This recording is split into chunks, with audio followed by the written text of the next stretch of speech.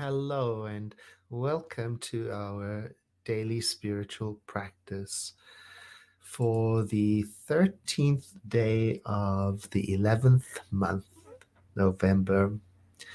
And I'm feeling a lot of gratitude for all of you who join me every morning or later on in the day according to your time zone.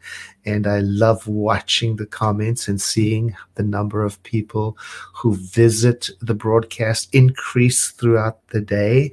And it gives me a tremendous sense of communion, which is the topic for today, a relationship and an interaction with each other. I thank you for that very, very much.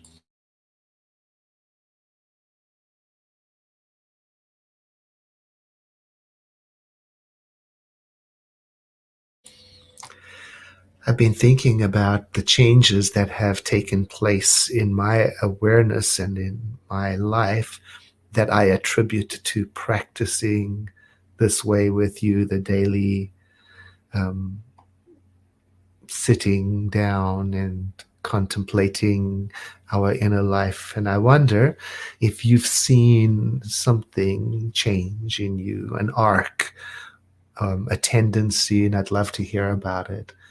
My email address is very easy. It's right there. My name is on the screen, Edward Fillion, with no space and no dot, at csl.org. So, what has shifted in you through this communion? Now, the reading today I like very much. It says, there is always a silent communion going on between the individual and the living spirit, between the creative mind and us, me, you. And this communion ought to become conscious. In other words, we're being invited to pay attention to this communion. And then Dr. Holmes uses other words to describe the living spirit, the over self, spirit, the impersonal. Become aware of it. Just as the artist communes with beauty and gives birth to form through this collaboration, in the same way we can let our minds, through our collaboration with the living spirit, become artists in life. Isn't that a wonderful thought? Let everything about my life be art.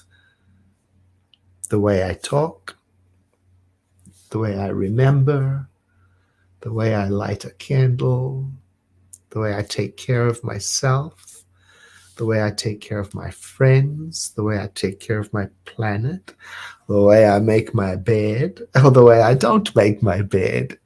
Let it all be an art. The way I help those who need help. Today I commune with the Spirit. In nature, I see its work. And in everyone, I see its work, and I am communing with it. The living mind, the cosmic consciousness, the divine presence, I see it everywhere. And I sense it and its wholeness and its magnificence. I strive to remain aware of the living spirit today, mindfully aware. And my communion with the spirit in life, in other people, in all things is silent. It's inward. It's a noticing, a recognizing. It's like a feeling of love, quietly given and received. And I have this growing sense that as I grow my awareness of the living spirit in me and everywhere, the more I become myself, my true self. And so I breathe that in. And I sit with it. I am communing with the living Spirit, and in so doing, I am becoming myself.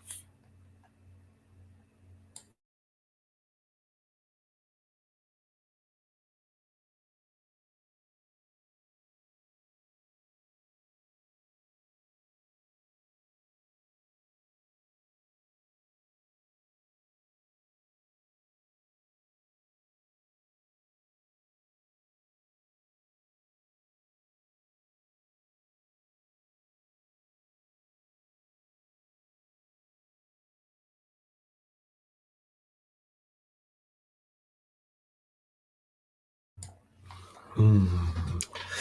And with the breath, I return to activity, taking in my environment and letting my gaze land on something, anything that perhaps I haven't paid attention to in a while. Could be an object that I haven't thought about. There is a jar standing on my table and I can't remember why it's here.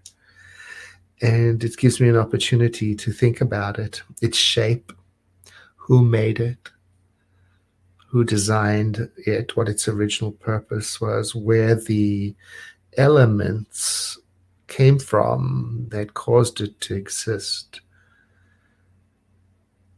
and how fortunate I am to be part of its existence. And I'm going to try to think about my life and the objects in my life today in the same way, and then expand that to the people. And thank you for being part of my life in this journey. And I look forward to seeing you again tomorrow.